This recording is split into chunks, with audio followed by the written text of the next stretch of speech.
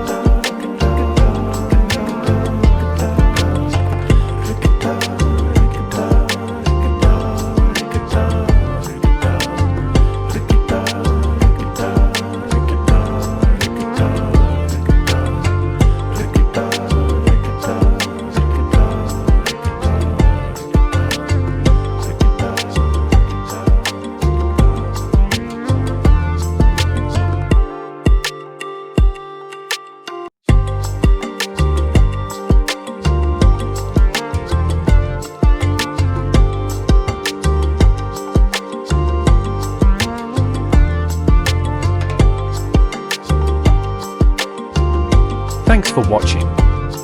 Hope you like these tips and tricks. Please do subscribe and like the video for the support.